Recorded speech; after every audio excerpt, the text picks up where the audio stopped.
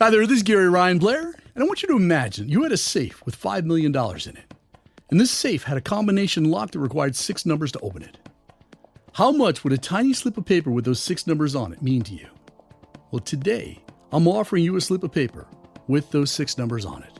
However, before I share it with you, let me first provide an important insight that could be holding you back from achieving everything you ever wanted. See, it used to irritate me that people would buy my material and then not put the ideas and the strategies to work in their life, while others were using it to break sales records, to write books, to pay off mortgages, and to achieve a host of amazing results. It used to gnaw at me why wasn't everybody using it. The secrets were there. The how-to steps were delivered on a silver platter. Why weren't people taking action?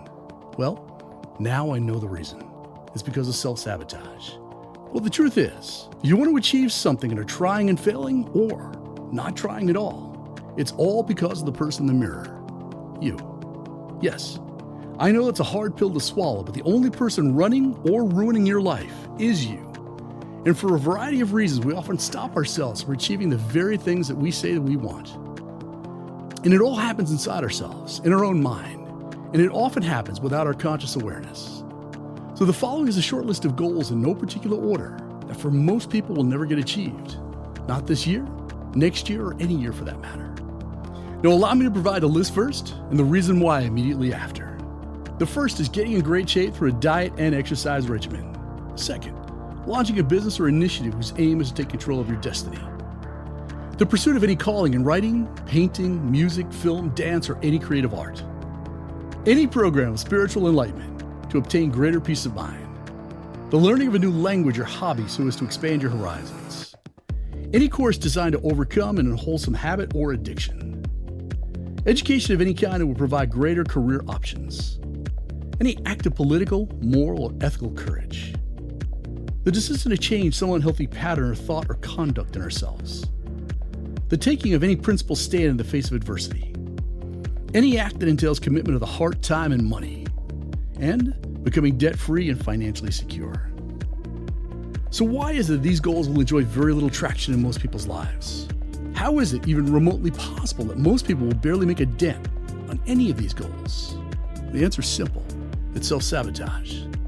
See, self-sabotage is a state of mind which damages your belief in yourself and your abilities to achieve that which you want to achieve.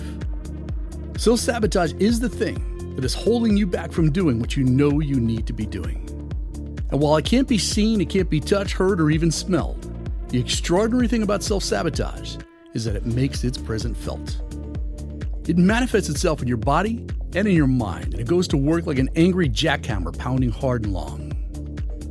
So what does self-sabotage feel like? Well, it begins with sadness, with stress and distress.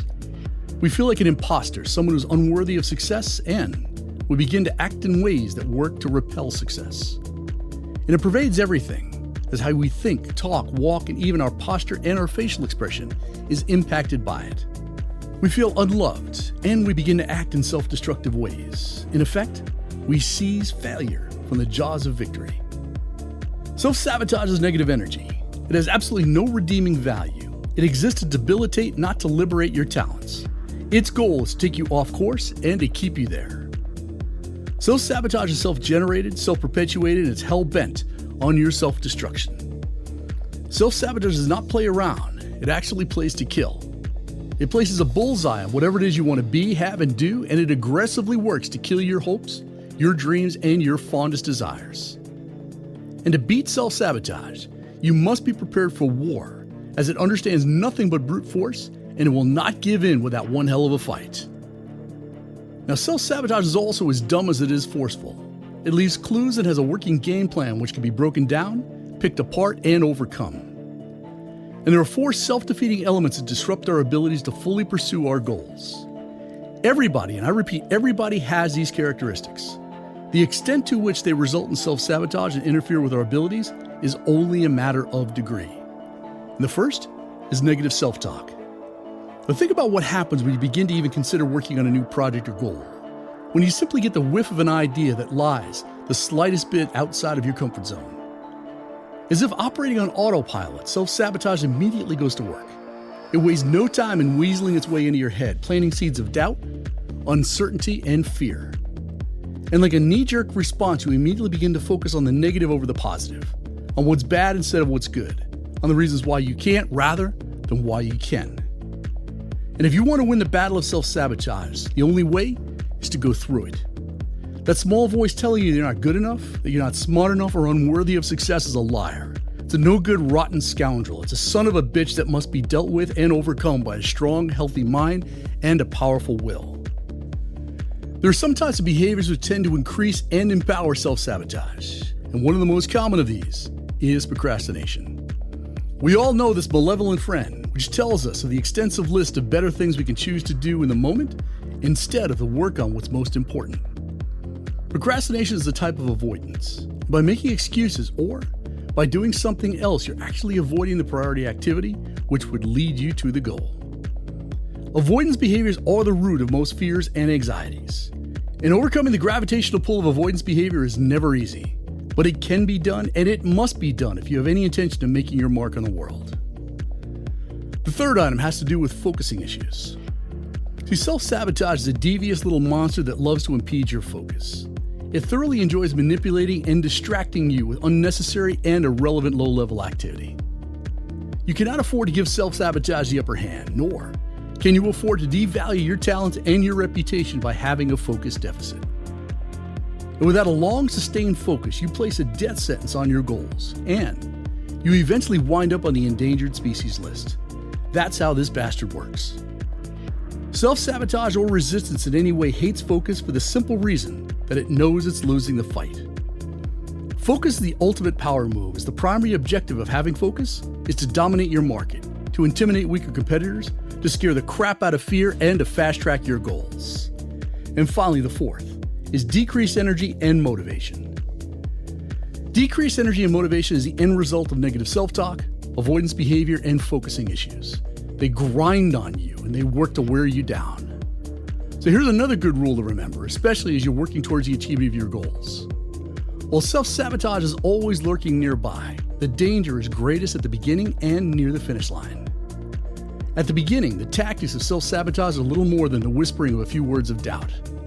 A simple boo is all it takes to get most people to give up on their goals, to throw in the towel, and to surrender to self-doubt. It's sad, but it's very true. It also presents itself when the finish line is near. When the last 10% is in sight, that's when self-sabotage goes into full assault mode because it knows it has you on the ropes. When self-sabotage knows you're about to beat it, it hits the panic button. It marshals a few psychological assaults. It lobs a few grenades. It gives you an unexpected and a costly obstacle or setback. It launches one final assault, and it slams you with everything it's got. Now, you must be alert for this counterattack. You must be wary at the end. You must strengthen your resolve, and you must enforce your will over this mother of resistance force and grab the brass ring with both hands. Now, you must be mindful that self-sabotage is real, that it plays for keeps, and you cannot underestimate the strength and the intent of this powerful resistance force. Therefore, if you're ever going to find your greatness, if you're ever going to make your mark on the world, you must decide that what you want is bigger and far more important than any resistance force which prevents you from achieving it. Self-sabotage, without a doubt, is an engine of destruction and understands nothing but brute force. And to overcome the ugly, unsportsmanlike conduct of self-sabotage, you must deploy a strong, relentless offense. You must develop an indomitable spirit, an unbreakable will, a relentless resolve to rise above the dirty tricks and the diabolical mind games of self-sabotage. You must choose to put self-sabotage behind you, to stare it in the eye, to walk straight through it and to advance towards your goals with confidence, with conviction, and with certainty. And always remember, if resistance and self-sabotage could not be beaten, there would be no Eiffel Tower, no man on the moon, and certainly no Mona Lisa. See, it's time to change the way you achieve your goals, and it would be my honor to show you how. So check out the 100-Day Challenge at 100daychallenge.com and make it the very next thing you do.